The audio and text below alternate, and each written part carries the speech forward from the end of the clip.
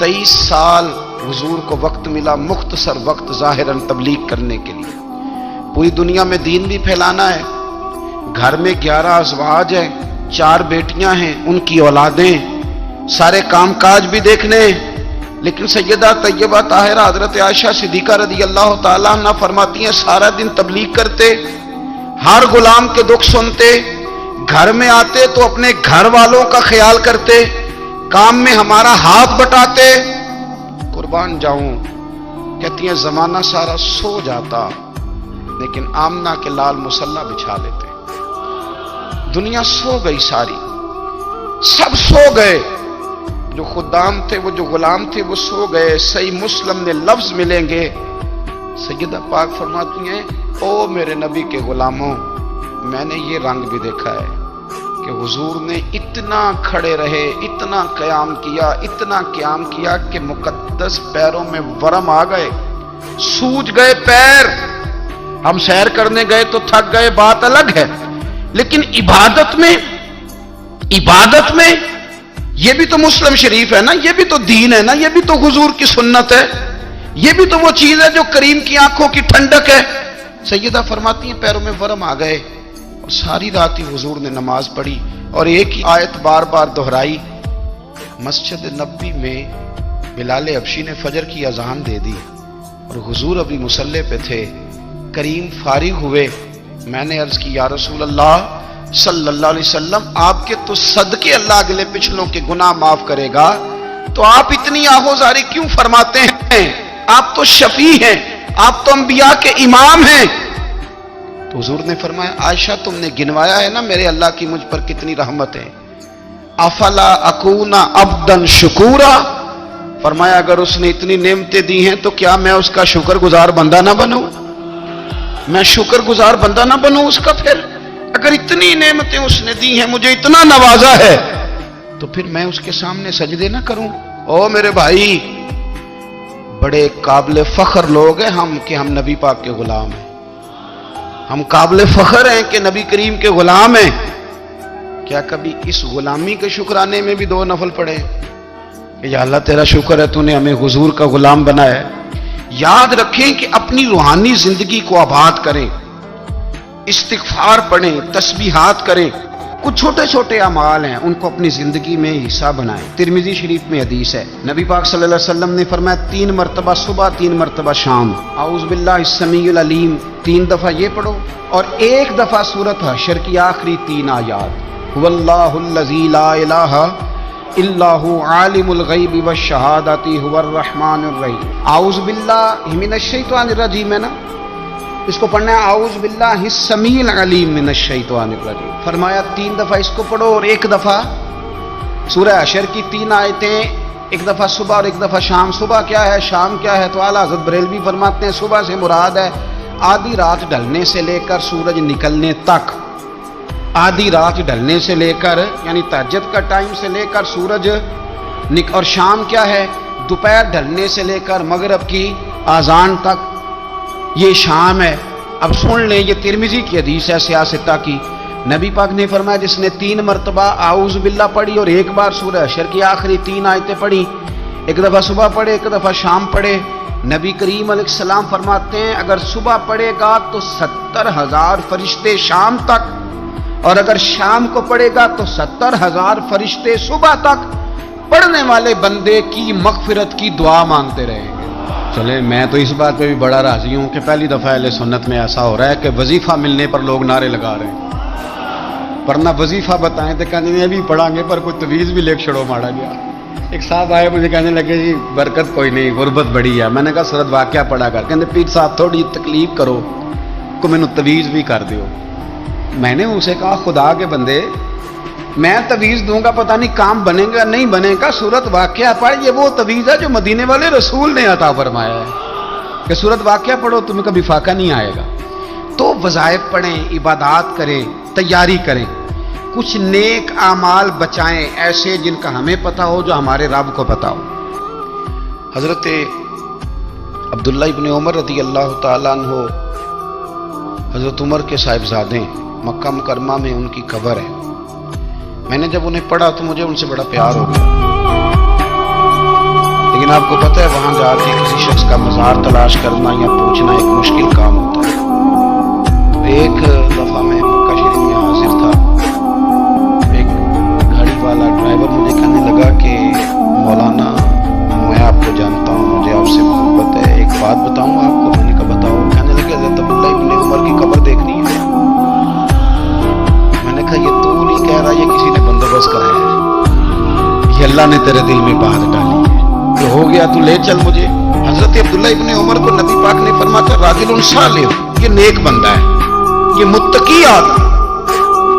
حضرت عبداللہ ابن عمر رضی اللہ تعالیٰ عنہ سیدنا فاروق اعظم رضی اللہ تعالیٰ عنہ کے صاحبزادے ہیں, اور ان کی ہمشیرہ سیدہ حفصہ رضی اللہ تعالیٰ عنہ حضور کی زوجہ محترمہ. ایک دن اپنی ہمشیرہ سے کہنے لگے کہ نبی کریم صلی اللہ تعالیٰ علیہ وسلم گھر میں آئے نا, اور اگر حضور غم امت میں پریشان نہ ہو, طبیعت کو حشاش بشاش دیکھو, تو ذرا پوچھنا تو صحیح حضور کا میرے بارے میں کیا خیال, پوچھنا تو صحیح کہ کریم کی بارگاہ میں میرا کیا مقام ہے, میرے بارے میں حضور کیا فرماتے ہیں. اب بہن کو کام بتائے اور بتائے بھی بھائی, اور پھر بہن وہ کام نہ کرے, یہ تاریخ میں ہوتا نہیں. حضرت عمر فاروق رضی اللہ تعالیٰ عنہ کی صاحبزادی ام المومنین رضی اللہ تعالیٰ عنہ فرماتی ہیں کہ میں تو بس منتظر تھی. انہوں نے تو کہا تھا نا کہ اگر تم حشاش بشاش دیکھو تو بات کرنا, لیکن حضور تشریف لائے, میری باری تھی, میرے گھر تشریف لائے, کھانا پیش کیا تو فوراً میں نے عرض کی حضور ایک بات پوچھنی تھی. حضور نے فرمایا پوچھئے. میں نے عرض کی حضور میرے بھائی عبداللہ ابن عمر کے بارے میں آپ کا کیا خیال ہے. نوجوانوں میری بات پہ غور کرنا, میرے بھائی کے بارے میں آپ کا کیا خیال ہے. نبی کریم صلی اللہ تعالیٰ علیہ وآلہ وسلم نے میری طرف دیکھا, اور پھر حضور زیر لب تھوڑا مسکرائے. اور بریلی کے امام کہتے ہیں کہ حضور مسکرا دیتے تھے نا تو جو بڑا دکھی ہوتا تھا وہ بھی ہنس پڑتا تھا. اب سوال پیدا ہوتا تھا کہ پھر تو اس مسکراہٹ کے لیے انتظار کرنا پڑتا ہوگا کئی مہینے کہ حضور مسکرائیں تو رونے والے ہنسیں. تو اعلیٰ حضرت فرماتے نہیں, انتظار نہیں کرنا پڑتا, یہ مسکراتے رہنا تو حضور کی عادت ہے. جس کی تسکین سے روتے ہوئے ہنس پڑے, اس تبسم کی عادت پہ لاکھوں سلام.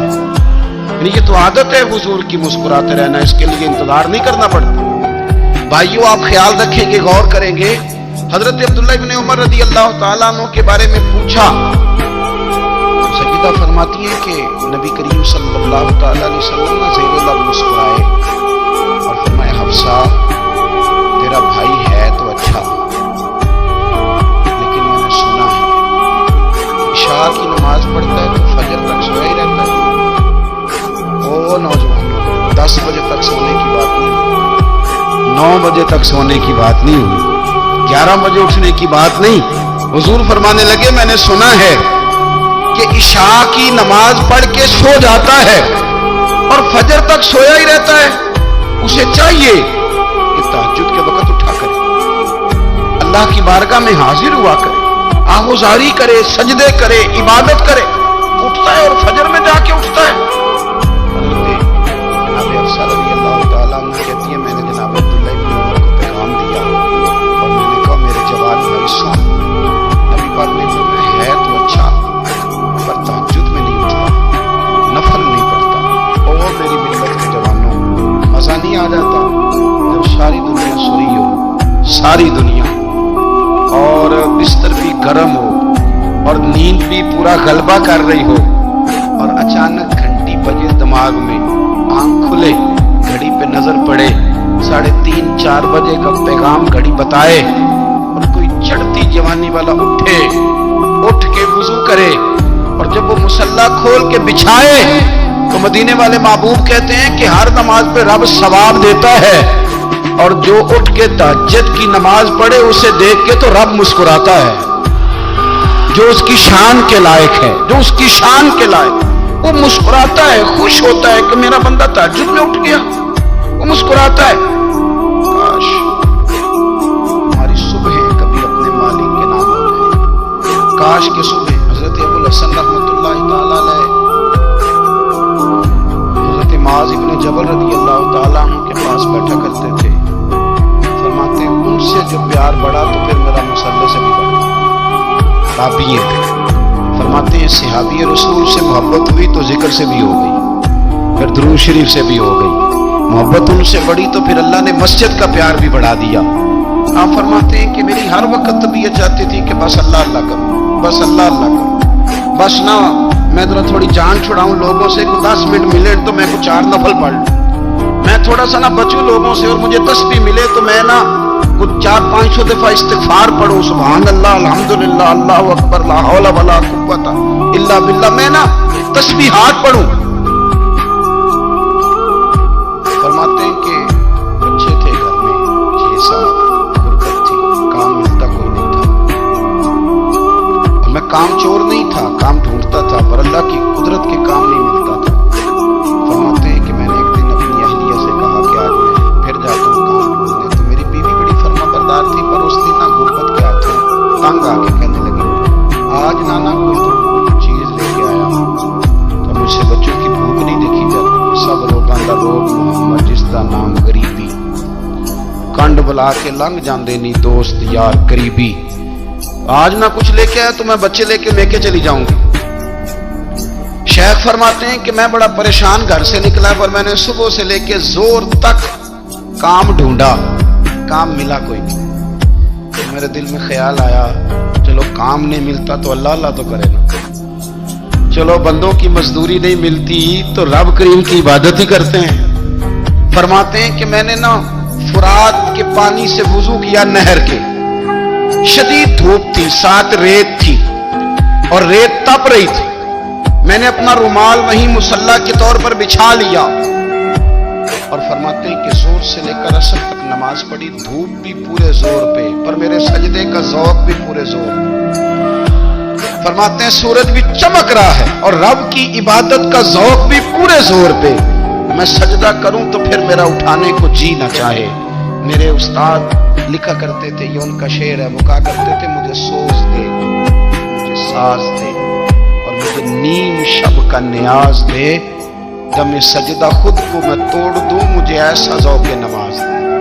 और मैं तेरी बहार का फूल हूं, मैं खिला भी हूं तो तेरे लिए, मुझे मेरी शाख से तोड़ ले, मुझे अपनी जुल्फ का नाज दे। भाई फरमाते हैं कि असर तक मैंने नफल पढ़े, दिन ढलने लगा, असर की नमाज पढ़ी और मैं वहां से चला। अब मैं जब निकलने लगा तो दिल में ख्याल आया कि छोटी छोटी दीवारें हैं घर की, बगैर कुछ लिए जाऊंगा तो बीवी दूर से देखेगी तो शोर करेगी, कब्र खाली हाथ आ गया। कहते मैंने अपने उसी रुमाल में जिसमें मैंने नमाज पढ़ी थी ना, रुमाल में की आखिर पंजाबी की साफा कहते हैं, उसी में ना मैंने कुछ रेत भर ली, तो वो दूर से देखेगी तो समझेगी कुछ लेके आया, चलो जाके उसे बता दूंगा कि आज फिर मजदूरी नहीं मिली।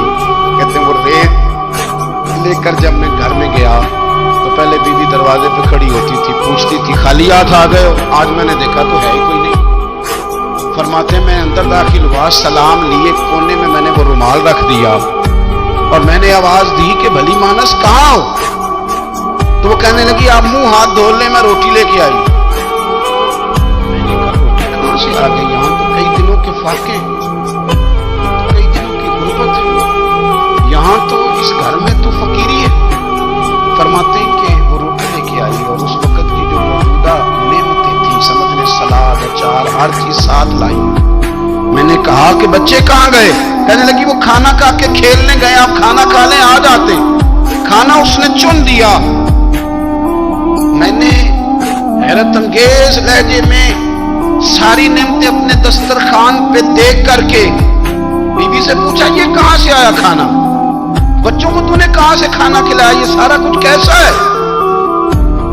कहने लगी पता नहीं आज आप किस करीम की मजदूरी करने चले गए थे, पता नहीं किस करीम की, मेरे घर में तो इतनी नेमतें आई हैं कि मुझसे संभाली नहीं जा रही, इतना अनाज है, इतना गंदुम है, किस करीम के दरवाजे आज चले गए थे।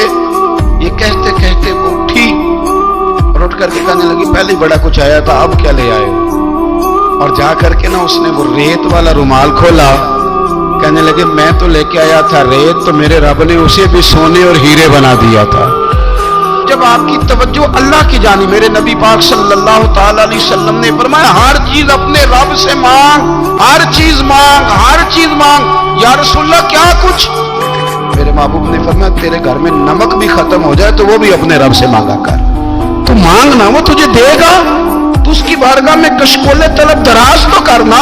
और तिरमिज़ी शरीफ में अजीब लफ्ज है, रसूल कायनात ने फरमाया, रब करीम फरमाते हैं जब मेरा बंदा हाथ उठाता है ना तो मुझे हया आती है कि मैं खाली कैसे लौटाऊं इसको। इतने बड़े बादशाह की बारगाह में। ओ भाई, लोगों से इज्जतें तलाश करते हो तो वो क्या तुम्हें इज्जत देंगे? वो तो कल अच्छा कहते हैं, परसों बुरा कहने लग जाते हैं। लोगों के सामने गुड बुक में आना चाहोगे तो वो तो सवेरे तुम्हारे बारे में कुछ कहेंगे, शाम कुछ और कहेंगे। अपनी रूहानी जिंदगी आबाद करें, अपने मुसल्ले को वक्त दें और दुनिया से छुप कर, इस मोबाइल को बंद करके और अपने आप से भी छुप के और तन्हा होके छुपा के सारा कुछ अपने आंसू अपने रब की बारगाह में पेश करें, उसके हुजूर हाजिरी दें। सुनो ना तिरमिज़ी की हदीस और इसे याद रखना।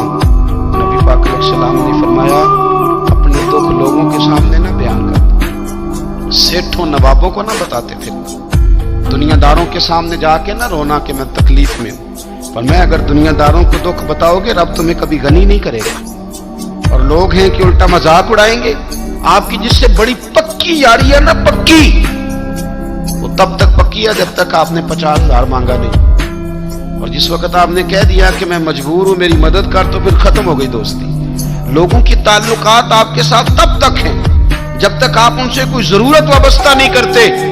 करीम महबूब फरमाने लगे बंदों के सामने दुख ना बयान करना, अल्लाह तुझे कभी गनी नहीं करेगा। तो अपने दुख अपने रब को बता, तू दुआएं मांग, तू उसकी बारगाह में हाजिर हो, तू उसके हुजूर अर्ज कर। फरमाया अपने दुख अपने रब को बता, वो जल्दी करे या देर से करे तुझे सारी दुनिया से बेनियाज कर देगा, तुझे किसी का मोहताज नहीं रहने देगा। अपने मुसल्ले को, अपनी दुआओं, एक बुजुर्ग फरमाते मैंने दुआ मांगने का तरीका अपनी बीवी से सीखा। दुआ मांगने का तरीका अपनी, सीखने वाले तो अपने बच्चों से भी सीख लेते हैं, सीखने वाले तो हर एक से सीखते हैं। वो कहते हैं मैंने दुआ मांगने का सलीका अपनी बीवी से सीखा है। हजरत वो किस तरह? फरमाने लगे मेरी बीवी ने ना मुझे कोई काम बताया, कुछ पैसों की जरूरत के लिए कहा, तो मैंने उसे कहा कि भाई अभी मेरे पास नहीं है, कुछ दिनों में आते हैं तो मैं दे दूंगा। औरतों की आदत होती है वो बार बार याद कराती है। 2-4 दिनों के बाद फिर उसने कहा हजरत वो मैंने कहा था कुछ पैसे, मैंने उसे कहा कि अभी मेरे पास नहीं है, कुछ दिनों में मिलते हैं तो मैं तुम्हें दे दूंगा। उसने कुछ दिनों के बाद फिर कहा हुजूर वो मैंने कुछ पैसे कहे थे। फरमाते मैंने डांट दिया, मैंने कहा कि क्या तू रोज मुझे शर्मिंदा करती है, कहा ना मेरे पास नहीं है, होंगे तो दे दूंगा, तू रोज याद कराती है। फरमाते उसने पहले तो मेरी डांट को सहा, फिर मेरे सख्त जुमलों ने उसकी आंखों में आंसू पैदा कर दिए, फिर उसने अपने आंचल में अपने उस दुख को समेटा और फिर उसने एक जुमला कहा तो मैं रो पड़ा और मुझे अपने रब से मांगने का तरीका आ गया। मुझे कहने लगी हजरत जी आपने डांट दिया, मैंने सह लिया, पर आप ही मेरे शौहर हैं, बताएं ना, आपसे न कहूं तो मैं किससे जाके कहूं। फरमाते मैं रो पड़ा और मैं खुल के रोया और मैं तड़प के रोया और फिर मेरी सिसकियां बंद गईं। तो मुझे कहने लगी आपको क्या हुआ? मैंने कहा मुझे भी दुआ मांगनी आ गई। जब मैं उसे कहूंगा ना अल्लाह तू ही मेरा रब है, मैं तुझसे न कहूं तो मैं किससे जाके कहूं? मैं क्यों किसी बंदे से सवाल करूं? मैं क्यों किसी दुनियादार से कहूं? मैं तेरे बंदों का, नेक बंदों का वसीला लेके, तेरे महबूब की गुलामी लेके तेरी बारगाह में आया, तुझसे ना मांगूं तो किससे मांगूं? समझ आ गई है, जब मैं इस रंग में मांगूंगा तो मेरा रब मेरे ऊपर बड़ा ही फजल फरमाएगा, वो मेरे ऊपर बड़ी रहमत करेगा, वो मेरे लिए आसानियां करेगा। अजीज दोस्तों, हम इस तरह करने लग गए हैं कि हमने ना अपने ताल्लुकात पर इत्मीनान करना शुरू कर दिया। मेरे ताल्लुकात पर, हमने अपनी दौलत पर इत्मीनान करना शुरू कर दिया। मेरे पास दौलत बहुत, हमने अपने इल्म पर, अपनी शोहरत पर इत्मीनान करना शुरू कर दिया कि मेरे पास फलां चीज बहुत है। याद रखना, जब बेनियाज अपनी सिफते बेनियाजी दिखाता है तो बड़ी बड़ी दौलतों वाले मजबूर नजर आते हैं। भाइयों, जब इंसान का रिश्ता अपने मालिक के साथ होता है फिर तो गम भी कुछ नहीं कहते, परेशानियां भी कुछ नहीं कहती, फिर तो जिंदगी सब्र वाली। پھر تو زندگی توکل والی، پھر تو زندگی بھروسے والی، پھر انسان اپنے آپ کو رسوا نہیں کرتا، دنیا داروں سے امیدیں اس کی ختم ہو جاتی، امیدیں اللہ رسول سے لگا لیتا، مضبوط ہو جاتا ہے، مضبوط، طاقتور ہو جاتا ہے، خوددار ہو جاتا ہے، باوقار باعزت ہو جاتا ہے۔ حضرت بہلول دانا رحمت اللہ علیہ بیٹھے تھے تو ہارون رشید حج کر کے آ رہا تھا، رستے میں حضرت شیخ سے ملاقات ہو گئی تو السلام علیکم کے بعد کہنے لگا حضور کوئی حکم ہو تو بتائیے گا۔ حضرت بہلول دانا فرمانے لگے تیرا رب کون ہے؟